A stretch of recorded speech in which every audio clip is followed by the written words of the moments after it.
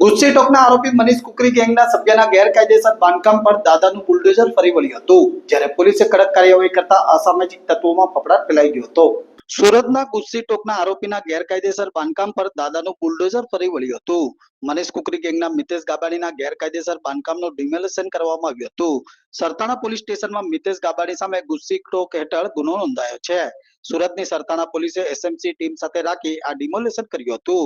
આરોપીએ પોતાની સોસાયટી બાદ પોતાના મકાન પર ગેરકાયદેસર 3 માળનું બાંધકામ પણ કર્યું હતું, જેથી આરોપીના ગેરકાયદેસર બાંધકામ પર પોલીસ અને પાલિકાની ટીમે લાલાક કરી આ ગેરકાયદે બાંધકામનું ડિમોલિશન કર્યું હતું. જ્યારે આ કાર્યવાહી થતા સ્થાનિકોએ પોલીસ કામગીરીને પણ બિરદાવી હતી.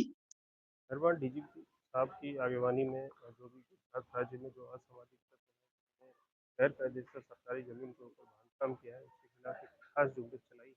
इसके अंतर्गत आज सूरत शहर के सरथाना पुलिस स्टेशन के विस्तार में एक गुस्सी टॉक का कुख्यात आरोपी मितेश गवानी है, उसका बांधकाम यहाँ पे किया गया है। यहाँ पे सरथाना पुलिस स्टेशन के विस्तार में यहाँ पे प्रॉपर चैनल के थ्रू और प्रॉपर प्रोसीजर्स फॉलो करते हुए एसएमसी की टीम ने यहाँ पे उनको नोटिस दी। 2 महीने पहले नोटिस दी गई और उसको खाली करने के लिए उनको बोला गया, लेकिन इस पर कोई कार्रवाई नहीं की गई। इसलिए एसएमसी की टीम के साथ मिलकर आज पुलिस का यहाँ पे बंदोबस्त लगाया गया है और यहाँ पे डेमोलिशन का कार्यक्रम जारी है।